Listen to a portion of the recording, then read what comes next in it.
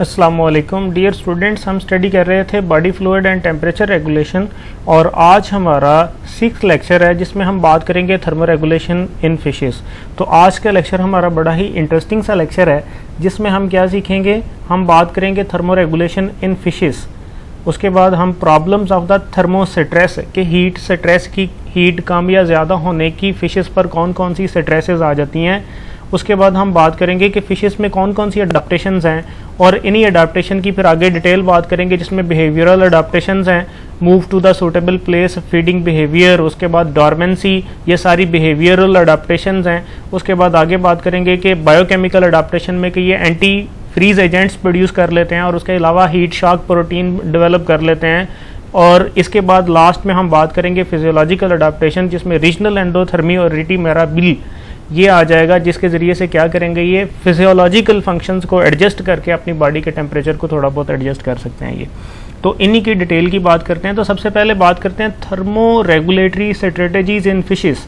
तो जब फिशेस की देखते हैं तो the temperature of the surrounding water determine the body of the temperature of most fishes के एक्टोथर्मिक करेक्टरिस्टिक्स हैं फिशेस की कि फिश का ज़्यादातर बॉडी टेम्परेचर सराउंडिंग एनवायरनमेंट पर डिपेंड करता है। फॉर एग्जाम्पल एनवायरनमेंट के साथ वेरी करता है, लेकिन कुछ फिशेस ऐसी भी हैं but some fishes also show some thermo regulatory properties के कुछ फिशेस थोड़ा बहुत एडजस्ट कर लेती हैं अपनी बॉडी की एक्टिविटीज़ को, इस तरह ढाल लेती हैं कि जिसके नतीजे में ये टेम्परेचर को थोड़ा बहुत एडजस्ट कर सकें। तो इसमें जब हम बात करते हैं तो सबसे पहली बात करेंगे प्रॉब्लम्स एसोसिएटेड विद हाई और लो टेम्परेचर के। जब लो टेम्परेचर या हाई टेम्परेचर होगा तो फिशेस को कौन कौन सी प्रॉब्लम फेस करना पड़ती हैं। तो इनमें हम सबसे पहले देखते हैं high temperature stress, reduced the solubility of dissolved oxygen and availability के dissolved जो ऑक्सीजन है पानी के अंदर उसकी अवेलेबिलिटी कम हो जाती है कि पानी की जो ऑक्सीजन कैरिंग कैपेसिटी है वो कम हो जाती है टेम्परेचर बढ़ने से। दूसरे नंबर पे increase the metabolism, respiration and oxygen demand of the fish.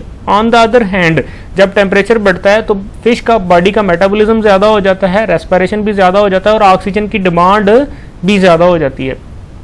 इसके बाद approximately doubling the respiration for a 10 degree centigrade rise in temperature के अगर 10 डिग्री सेल्सियस टेम्परेचर बढ़ता है तो उसके नतीजे में जो बॉडी का जो रेस्पिरेशन है वो डबल्ड हो जाता है और ऑक्सीजन की डिमांड ज़्यादा हो जाती है।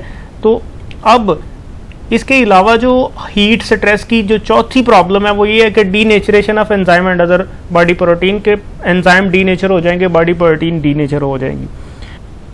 अब हम बात करते हैं लो टेम्परेचर स्ट्रेस के। लो टेम्परेचर किस तरह फिशेस पर असरअंदाज होता है। तो जब हम लो टेम्परेचर की बात करते हैं तो alternation of the fluidity of the membrane के low temperature fluidity of the membrane को चेंज कर देता है। इसका मतलब क्या है कि जो मेम्ब्रेन्स हैं वो लॉक्ड हो जाएंगी, मेम्ब्रेन्स फ्रीज कर जाएंगी और उसमें जो सारे ट्रांसपोर्ट के चैनल्स थे वो भी लॉक्ड हो जाएंगे, ट्रांसपोर्ट अल्टर हो जाएगी। उसके बाद ice crystal formation in the cytoplasm के अगर क्या होता है टेम्परेचर लो होता है तो साइटोप्लाज्म के अंदर जो वाटर है वो फ्रीज करके आइस के क्रिस्टल्स बना देगा जो डिस्टर्ब करेगा, दूसरे ऑर्गेनल्स को भी डीनेचर कर सकता है या इसके अलावा पंक्चर कर सकता है जो मेम्ब्रेन्स हैं सेल्स के अंदर। और इसके बाद तीसरी low temperature below freezing sometime result in the freezing of the whole animal leading to death के बॉडी फ्लूइड फ्रीज कर जाएंगे। अगर ज़्यादा टेम्परेचर लो हो गया, फॉर एग्जांपल अगर हम एक्वेटिक मैरीन एनवायरनमेंट में देखें तो टेम्परेचर माइनस में भी जा सकता है, उस केस में बॉडी के जो फ्लूइड्स हैं वो क्या करेंगे, फ्रीज हो जाएंगे और उसका रिजल्ट क्या होगा, totally death of the animal के फिश जो है वो डेथ भी हो सकती है उसकी। अब इसमें अडाप्टेशन की बात करते हैं तो सबसे पहली जो अडाप्टेशन है वो हम पढ़ेंगे बिहेवियरल अडाप्टेशन। तो जब हम बिहेवियरल अडाप्टेशन की बात करते हैं तो बिहेवियरल अडाप्टेशन में क्या होता है कि ये swimming towards area of suitable temperature के फिश क्या करेगी, फिश सूटेबल टेम्परेचर की तरफ जो एरिया है, फॉर एग्जांपल अगर वो बॉटम में सूटेबल टेम्परेचर है तो वो टॉप से बॉटम में आ जाएगी और अगर क्या है बॉटम में टेम्परेचर जो है वो डिस्टर्ब कर रहा है तो वो शैलो वाटर में चली जाएगी। तो ये क्या करेगी, fish actively moves to an area of water of higher or lower temperature suitable to their body temperature कि ये वहां पर मूव कर जाएगी। अगर इनकी बॉडी का टेम्परेचर एडजस्ट होता है शैलो वाटर में तो ये शैलो वाटर में चली जाएगी, अगर डीप वाटर में एडजस्ट होता है तो वो वहां पर मूव कर जाएंगी। अब यहाँ पर अगर देखें तो मेरीन एनवायरनमेंट में थर्मल स्ट्रेटिफिकेशन होती है। थर्मल स्ट्रेटिफिकेशन से मुराद है कि स्ट्रैटिफिकेशन कहते हैं लेयरिंग को, और थर्मल का मतलब होता है हीट। अब इस बेस पे अगर देखें तो मैरीन एनवायरनमेंट में या वाटर बॉडीज में, वेटलैंड्स के अंदर क्या होता है, ऊपर वाली लेयर शैलो और डीप, यहां पर मैं सिर्फ 2 जोन बना रहा हूं, लेकिन इसके ज्यादा भी बन सकते हैं, ऊपर से नीचे यानी टॉप टू बॉटम जाते हुए क्या होते हैं, डिफरेंट लेयर जोन हो सकते हैं। लेकिन यहां पर मैं इजीली समझने के लिए इसको हम बात करेंगे कि शैलो वाटर लेयर, और उसके बाद आगे बात करेंगे डीप वाटर लेयर, कि इन 2 लेयर्स में, यानी कि शैलो वाटर लेयर में और डीप वाटर लेयर में, जहां पर उसकी बॉडी का टेम्परेचर सूटेबल होता है या ना भी सूटेबल हो, लेकिन इतना हो कि उनको थर्मो स्ट्रेस ना आए, तो ये वहां पर चली जाएगी। Fishes can choose to stay in a specific water layer where they can easily survive, कि ये उस स्पेसिफिक लेयर में रहेगी जहां पर इसका जो बॉडी का टेम्परेचर है वो सर्वाइव करने के लिए, एडजस्ट करने के लिए इनके लिए मुनासिब हो। यहाँ पर मैं थोड़ी सी बात बता दूं कि अगर थर्मल स्ट्रैटिफिकेशन को हम थोड़ा सा एक्सप्लेन करें तो ये लेक्चर हमारा ये वाला लेंथी हो जाएगा, इसलिए थर्मल स्ट्रैटिफिकेशन को मैं सेपरेटली डिटेल में बताऊंगा, क्योंकि यहाँ पर थोड़ा सा लिमिटेड सा टाइम होता है। इसलिए मेरी कोशिश होती है कि मैं सिर्फ अपने लेक्चर पे अपने टॉपिक कह रहा हूँ, इससे बाहर ना जाऊँ, ठीक है ना, ताकि जो हमारा रिलेटेड है ये क्लियर हो जाए। तो ये जो टॉपिक्स हैं, ये पॉइंट्स हैं, आप मुझे जो है ना वो बताते जाया करें, तो मैं ताकि उसके बारे में आपको मजीद जो है ना वो लेक्चर बना के तो अपलोड कर दिया करूँगा। तो इसलिए यहाँ पर थर्मल स्ट्रैटिफिकेशन को आप सिर्फ इतना समझें कि टेम्परेचर की लेयरिंग हो जाती है एक्वेटिक बॉडीज़ के अंदर, जिसमें जो है वो डिफरेंट लेयर का टेम्परेचर डिफरेंट होता है, और उसमें अब फिश क्या करती है, उस लेयर में एडजस्ट हो जाती है। अब बिहेवियरल अडाप्टेशन में जो सेकंड अडाप्टेशन हमने बात करनी है वो फीडिंग बिहेवियर है। अच्छा, some fishes changes their feeding behaviour to cope with the environmental temperature stress, कि कुछ क्या करते हैं, कुछ फिशेस अपने फीडिंग बिहेवियर को, अपने फीडिंग एटीट्यूड को क्या करती हैं, चेंज कर लेती हैं, किस लिए, ताकि वो टेम्परेचर स्ट्रेस को फेस कर सकें। इसकी एग्जांपल के तौर पर हम बात करते हैं कि juveniles of the Bear Lake sculpin fish live at bottom of the lakes feeding on the lake floor during the day. Here temperature is normally around 5 degree centigrade के जब क्या करते हैं, ये फीड करते हैं लेक में, तो ये बॉटम में लेक फ्लोर में चले जाते हैं और वहाँ पर क्या करेंगे, फीडिंग कर लेंगे, जहाँ पर टेम्परेचर तकरीबन 5 डिग्री सेंटीग्रेड है, तो 5 डिग्री सेंटीग्रेड पर ये फीडिंग कर लेंगे। तो अब फिर क्या करेंगे, however dark they stop feeding and rise to the surface where they hang around digesting their food, के जब क्या होगा, डार्क होगा या नाइट टाइम, ये क्या करेंगे, ये सरफेस पे आ जाएंगे और वहाँ पर जाकर फीडिंग स्टॉप कर देंगे और सिंपली क्या करेंगे, डाइजेस्ट करेंगे फूड को। तो अब the temperature near the surface of the lake is about 4 degree centigrade. By doing this they can able to digest much more food during the night. तो ये क्या करते हैं, दिन के टाइम पे खा लेते हैं, लेकिन रात के टाइम पे उसी फूड को डाइजेस्ट करते हैं। तो इस तरह अपनी फीडिंग बिहेवियर को, फीडिंग एटीट्यूड को इस तरह एडजस्ट कर लेते हैं कि ये टेम्परेचर स्ट्रेस को फेस कर सकें। इसके बाद बिहेवियरल अडाप्टेशन में अगली जो बात हमने पढ़नी है वो है कि डॉर्मेंसी और एस्टिवेशन। अब डॉर्मेंसी और एस्टिवेशन की बात करते हैं तो अब कुछ फिशेस हैं वो क्या करती हैं, aestivation is a dormant state that helps an animal withstand hot and dry periods. कि एस्टिवेशन में क्या होता है, कोई भी एनिमल हॉट और ड्राई पीरियड को फेस कर सकता है। तो जब हम एस्टिवेशन की बात करते हैं तो लंग फिशेस क्या करती हैं, सर्वाइव व्हेन रिवर्स और lakes are dry by burrowing into the mud. तो अब ये क्या करती है, लंग फिशेस में remain in aestivation for 6 month और मोर, के जब टेम्परेचर स्ट्रेस आती है, ड्राई सीजन आता है, हॉट टेम्परेचर सीजन आते हैं, तो ये क्या करते हैं, ये जो लंग फिशेस हैं ये मड के अंदर क्या करती हैं, बरो करके और वहां पर रहना शुरू कर देती हैं।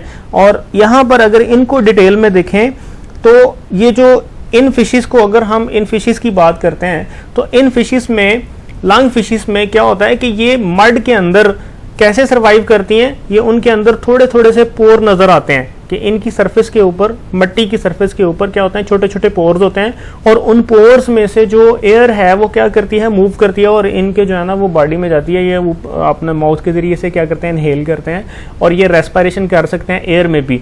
तो अब ये जो डॉर्मेंसी के पीरियड में लंग फिशेस का अगर हमने साइल के अंदर या मट्टी के अंदर अगर इनका अंदाज़ा लगाना हो तो इनके ऊपर, इनके माउथ की तरफ छोटे छोटे से जो पोर्स होते हैं, उन पोर्स के जरिए से हम अंदाज़ा लगा सकते हैं कि यहाँ पर फिशेस जो है ना वो बरोज में छुपी हुई हैं, मड के अंदर मौजूद हैं, और वो छोटे छोटे पोर्स जो हैं वो इनके क्या होंगे, वाटर के रास्ते होंगे। अच्छा, अब दूसरी बायोकेमिकल अडाप्टेशन। तो जब हम बायोकेमिकल अडाप्टेशन की बात करते हैं तो इसमें सबसे पहली बात है production of anti freeze substances, के ये कोल्ड टेम्परेचर सीजन्स में या कोल्ड टेम्परेचर के जोन में ये क्या करते हैं ये एंटी फ्रीज एजेंट्स बना लेते हैं, एंटी फ्रीज सब्सटेंस बनाना शुरू कर देते हैं। As winter approaches some fishes produce anti freeze agents.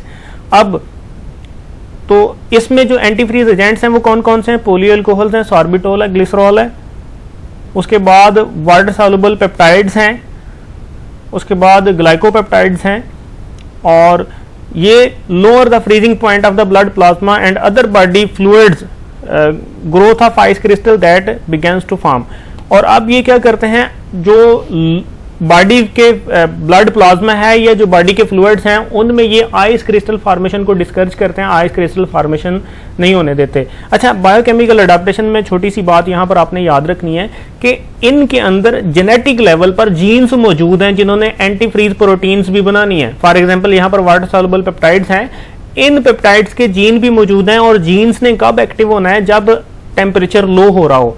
Steadily जब टेम्परेचर लो होता है तो ये जीन्स क्या करते हैं, ये जेनेटिक एक्सप्रेशन करते हैं, मैसेंजर आरएनए बनता है, मैसेंजर आरएनए बनकर इनके साइटोप्लाज्म में आता है, और साइटोप्लाज्म में आकर वो क्या करता है, वो ये जो वाटर सॉल्युबल पेप्टाइड्स हैं या एंटी फ्रीज एजेंट्स जो प्रोटीन्स हैं, एंटी फ्रीज प्रोटीन्स वो बनाता है, और वो प्रोटीन्स क्या करते हैं, इनके साइटोप्लाज्म के अंदर या इनके जो बॉडी फ्लूइड्स के अंदर मौजूद होती हैं, और वो फिर डिस्कर्ज करती हैं इनके आइस क्रिस्टल फॉर्मेशन को, और इनकी बॉडी के जो फ्लूइड्स हैं वो जमते नहीं और ये फ्रीज नहीं करते, और ये फ्रीजिंग टेम्परेचर में भी सर्वाइव कर जाते हैं। अच्छा, इंपॉर्टेंस क्या है एंटी फ्रीज एजेंट्स की, कि ये dissolve in the body fluid to decrease the freezing point. ये मेन इनका जो ऑब्जेक्टिव है, मेन इनका जो पर्पस है वो ये है कि डिजॉल्व होते हैं in the body fluid to decrease the freezing point. अच्छा, this result in the super cooling without ice crystal formation, के जब ये बन जाते हैं और उसके नतीजे में ये बॉडी फ्लूइड के अंदर मौजूद होते हैं और उसके बॉडी के फ्रीजिंग पॉइंट को, जो उनके फ्लूइड्स हैं उनको डिक्रीज करते हैं, और उसके अलावा आइस क्रिस्टल नहीं बनने देते। इसके नतीजे में जो रिजल्ट होता है वो सुपर कूलिंग है। सुपर कूलिंग क्या होता है? Lowering temperature of a liquid और a gas below its freezing point without it becoming solid. Aqueous solution are progressively cooled and don't freeze not even below freezing point। के super cooling क्या होता है? Super cooling में कि कोई भी liquid या कोई भी गैस क्या करे कि फ्रीजिंग से भी नीचे चली जाए और फ्रीज ना करे। यानी कि सुपर कूलिंग का मतलब क्या होता है कि उनका जो फ्रीजिंग टेम्परेचर है, फ्रीजिंग टेम्परेचर से भी टेम्परेचर कम हो जाए तो फिर भी फ्रीज ना करे। तो इस प्रोसेस का नाम सुपर कूलिंग है। ये ग्रेजुअली होता है, टेम्परेचर लो होते होते क्या होता है कि फ्रीजिंग पॉइंट से भी नीचे चला जाता है, लेकिन उसमें फ्रीजिंग नहीं होती। इस प्रोसेस का नाम सुपर कूलिंग है। और असल में सुपर कूलिंग जो है ना, ये किस में होती है? इन्हीं एंटी फ्रीज एजेंट की वजह से। और ये फिशेस की एक स्ट्रेटेजी है लो टेम्परेचर को फेस करने के लिए। यहाँ पर हम बात करते हैं कि winter flounder is one of the most known species which produce anti freeze agent. ये जो फिश है ये क्या करती है? ये एंटी फ्रीज एजेंट प्रोड्यूस करती है, अपनी बॉडी के अंदर रखती है, और इसके बॉडी के फ्लूइड जो है वो ब्लड है या टिश्यू फ्लूइड्स हैं वो जमते नहीं। अच्छा, इसके बाद बायोकेमिकल अडेप्टेशन में जो दूसरी है वो हीट शॉक प्रोटीन है। अच्छा, एंटी फ्रीज एजेंट जो थे वो क्या थे? कोल्ड स्ट्रेस को फेस करने के लिए थे, लेकिन जो हीट शॉक प्रोटीन है ये वार्म स्ट्रेस को या हाई टेम्परेचर को फेस करने के लिए होते हैं। Fishes under the stimulus of high temperature produce high shock protein. Heat shock protein जो है, हाई शॉक प्रोटीन्स क्या होती हैं? Which fold around enzyme and heat sensitive protein. के जो हीट सेंसिटिव प्रोटीन्स हैं या जो एंजाइम्स हैं ये इनके गिर्द फोल्ड हो जाती हैं, और फोल्ड होने के बाद क्या करती हैं? Which prevent these enzyme and protein to denature, के इनको डीनेचर नहीं होने देती। तो heat shock protein is not only present in fishes but also in other animals, even in plants. की हीट शॉक प्रोटीन ये होती हैं कि ये सिर्फ फिशेस में नहीं होती, फिशेस के अलावा ये दूसरे एनिमल्स में भी होती हैं। इसके अलावा इवन देन प्लांट्स के अंदर भी मौजूद होती हैं। तो इनका पर्पस क्या होता है? इनका पर्पस यही है कि हीट सेंसिटिव प्रोटीन और हीट सेंसिटिव एंजाइम को के अराउंड फोल्ड हो जाना, और उन पर टेम्परेचर से स्ट्रेस ना आने देना, उनको डीनेचर ना होने देना। और जो लाइफ सेविंग एक्टिविटीज में है हीट शॉक प्रोटीन का बड़ा रोल है। और ये क्या करती हैं? ये बचाती हैं denaturation of the specific enzymes and specific heat shock protein. तो ये क्या करती हैं? उनके अकॉर्डिंग इनको फिर जो है ना वो बाद में आगे फिर नॉर्मल रखती हैं, और इसके नतीजे में क्या होता है? बॉडी जो है वो मेटाबॉलिकली डिस्टर्ब नहीं होती और उसका मेटाबॉलिज्म ख़राब नहीं होता। अच्छा, तो फिजियोलॉजिकल अडेप्टेशन में पहली है रीजनल एंडोथर्मी। रीजनल रीजन से है, रीजनल एंडोथर्मी होती क्या है? तो जब हम इसकी बात करते हैं तो ये सबसे पहले FG कैरे एंड एसोसिएट ने एक्सप्लेन किया था कि tunas and mako shark maintain a high temperature in their swimming muscles and viscera as much as 10 degree warmer than the surrounding water. के असल में ये जो फिश हैं टर्नास और मको शार्क, ये क्या करते हैं, ये अपनी बॉडी के जो विसरल मसल्स हैं जिनके अंदर क्या होता है, इनके मस्कुलर एक्टिविटीज़ हैं जिन्होंने मूवमेंट करनी होती है, उसका टेम्परेचर बाकी दूसरे जो बॉडी के जो अप एंड एक्सट्रीमिटीज़ हैं उनकी निस्बत 10 डिग्री सेंटीग्रेड वार्मर रख सकती हैं। अब इसका जो फिजियोलॉजिकल फिनोमेना है, marlins and other bill fishes elevate the temperature of their brain and retina, कि कुछ जो मार्लिन्स हैं और बिल फिशेस हैं ये क्या करते हैं, अपनी बॉडी जो ब्रेन और रेटिना का टेम्परेचर ज़्यादा कर लेते हैं। ब्रेन की जो एक्टिविटीज़ हैं उनको एनहांस करने के लिए ये क्या करते हैं, उनका टेम्परेचर बढ़ा भी सकते हैं। इनको हम पढ़ते हैं। तो ये अब मैकेनिज्म जो है रीजनल एंडोथर्मी का, या जैसे कि अभी हमने मार्लिन की बात की, तो मार्लिन फिश क्या करती है, heat is generated by as a by product of various activities including digestion and swimming, और for bill fishes are specialised heat generating organ beneath the brain, के ब्रेन के नीचे एक हीट जनरेटिंग ऑर्गन होता है और वो क्या करता है, हीट प्रोड्यूस करता है और जो ब्रेन की एक्टिविटीज़ को नॉर्मल रखता है। तो ये मार्लिन की बात कर रहा है, रीजनल एंडोथर्मी की, जिसमें ब्रेन और जो उसके रेटिना है उसका टेम्परेचर एक्सट्रीमिटीज़ की निस्बत जो है, उसके जो आगे जो एक्सट्रीमिटीज़ हैं उनकी निस्बत इनका टेम्परेचर ब्रेन का ज़्यादा होता है। अच्छा, अब this heat is conserved with the rete mirabile, a parallel bundle of blood vessels arranged to provide a counter current flow of blood। ये आगे हम सेकंड स्टेप में पढ़ेंगे कि जो रिटी मिराबिल है इसने क्या करना है, किस तरह इन्होंने अरेंज करना है और किस तरह इन्होंने बॉडी के टेम्परेचर को मेंटेन करना है। तो importance of regional endothermy, high temperature apparently promote powerful swimming and enhance digestive and nervous activity. कि हाई टेम्परेचर क्या करता है, ये स्विमिंग को भी इन्हांस करता है, डाइजेस्टिव और नर्वस सिस्टम एक्टिविटीज़ को भी इन्हांस करता है।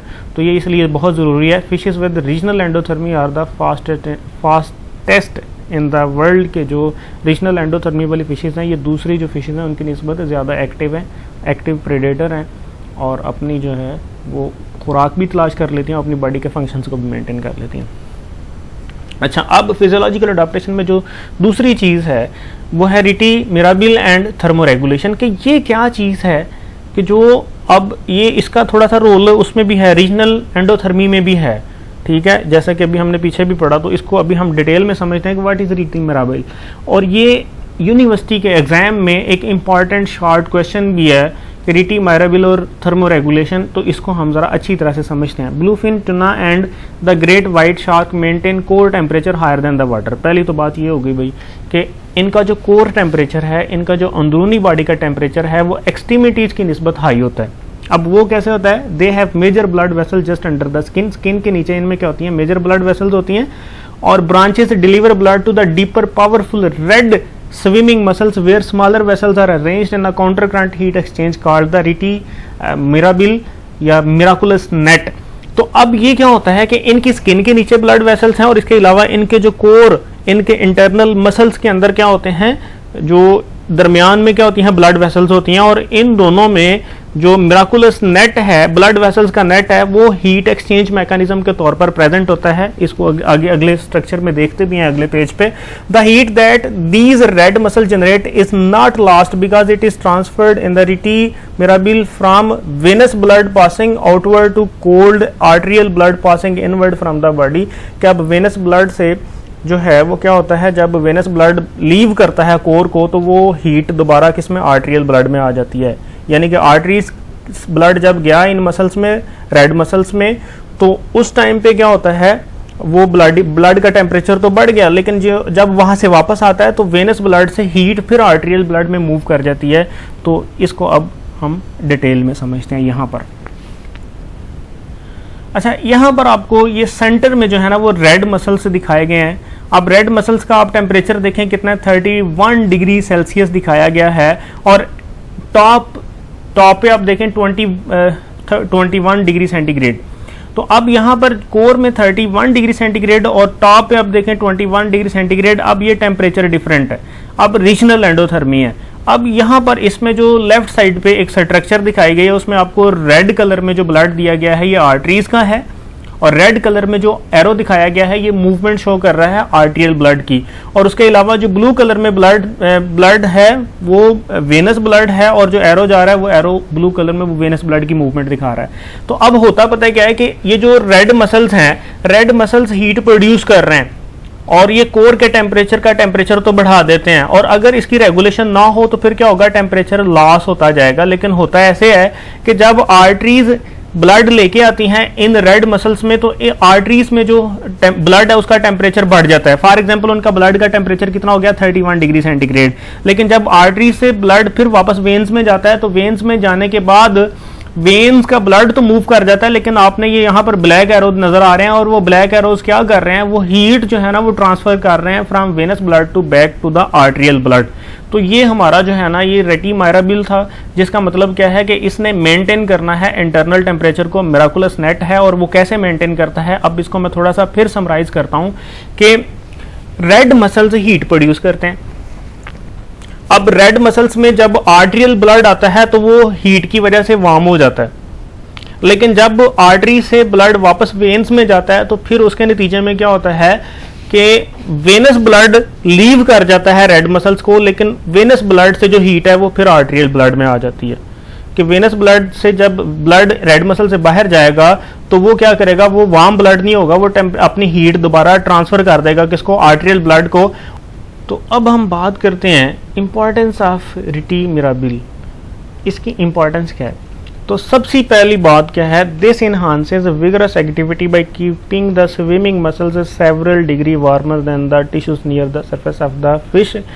के इसी रेटिमायराबिल की वजह से जो मसल्स हैं, मूवमेंट में इन्वॉल्व मसल्स, उनका टेम्परेचर स्किन की निस्बत ज़्यादा होता है, क्योंकि अगर वो स्विमिंग मसल एक्टिव हैं, स्विमिंग मसल वार्मर हैं, तो ये फिश आसानी से मूव कर सकती है।